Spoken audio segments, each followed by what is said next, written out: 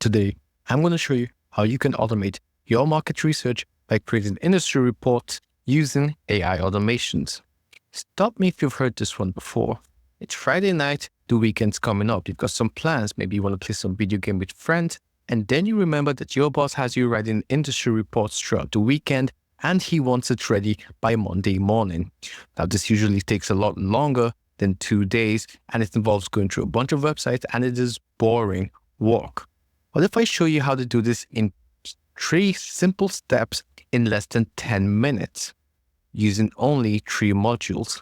Now, this is my automation, so we're going to create a new automation from scratch, a new scenario, from scratch.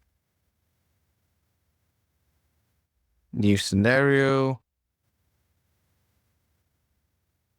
All right, and the first module we're going to use is the Dumpling AI module. Dumpling AI is a series of AI functions and actions like get YouTube transcripts, scraping URLs, extracting data from URLs. But for the purpose of this video, we are going to be using the search Google function.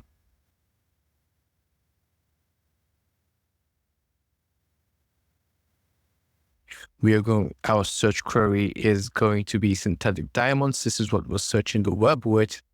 And we want to scrape the results because this is how we're going to get the data from those URLs that we are searching. Number of results is going to be 3. We want it cleaned, of course. And these are our filtering options. We can filter by location, country, language, and date range.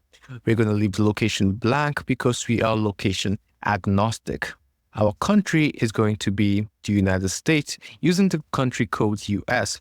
Our language is going to be English using the language code EN. As for our date range, we are going to go anytime. Doesn't matter where it came from. We just want it now. We're going to limit the number of results to 1.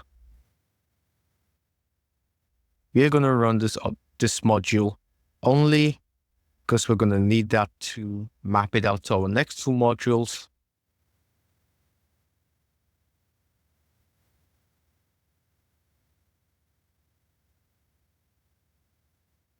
And success. So let's check out our output. Synthetic Diamonds by Wikipedia. From Wikipedia.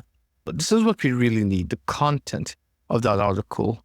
And you can see here that we've got every single bit of data from that Wikipedia page, which is important, which is really, really important to us. Let's move on to the next module. We are going to be using a chat completion tool. For the purpose of this video, we're using Anthropic's Claude. You can work with OpenAI's ChatGPT or Meta's Llama, but for this purpose, we are just using Claude. And whatever you use, we're using the same action. We are creating a prompt. That is the action we're choosing right now. We're using the Claude 3.5 Sonnet model. Our max tokens is going to be 1035, which is the default for Claude. Let's set up our messages. Our user role is going to be user. When you're working with Claude, when you're working with the Anthropic API, you're usually recommended to use the user role for your very first messages. Subsequent messages can have different roles. So we are starting with the user role. Our content type is going to be a text, and the text is going to be a prompt. Now, if you're more hands-on with your prompt engineering, you can probably write something a lot better than what I'm writing for the purpose of this video. It's a bit simple. It's much simpler than it should be. But the most important thing that we need is to map out the scraped content from our website and use that as a reference. That way, once the AI module is writing, the article is not writing out of its ass. These are accurate information that it can see and read itself. Make it long and detailed. And we're going to click OK. We've saved this. Let's use our final module, which is the Google Docs module. And the only action we're going to be using right now is to create a document from a template. Before we start, let's hop on over to Google Docs and let me show you how to create a template. So we're going to click on the blank document. You're going to give it a name. Let's call it Ziggy Ultra. Let's set our title, synthetic diamond. Let's make this header look really presentable.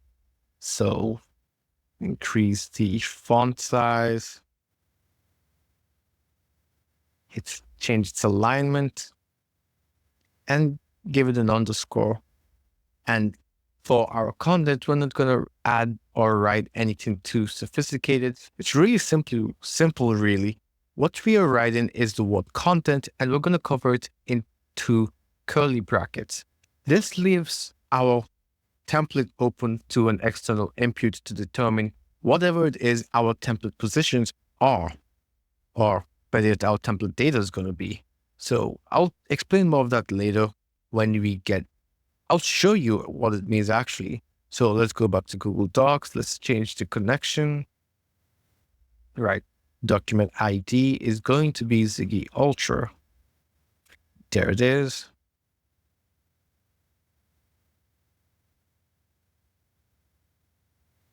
And this is exactly what I'm talking about. So our content covered in curly brackets tells Make in Google Docs that it needs to be filled out with something. So we're going to fill it with the text response from Claude. We're going to give it a title. Let's call it Ultra Ziggy. Drive location is going to be my drive. New document location will be all location agnostic. So it's going to be blank. Click OK. Let's run this entire scenario. And just to recap, what we're doing right now is searching Google and scraping the information from the URLs that appeared in our search. We're sending that information to Claude to create a prompt to use that data as a reference. We're going to send that response to Google Docs as a template.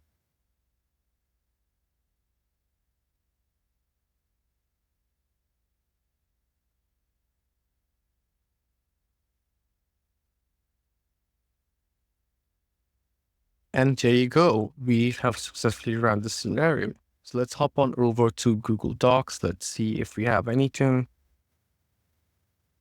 And yes, so Ultra Ziggy, right? Ultra Ziggy. So yeah, there it is. Our industry report has been created, and it took us less than 10 minutes to do so. Now, when working with AI, it's usually recommended that you go through the text and make changes where appropriate. Give it that human touch.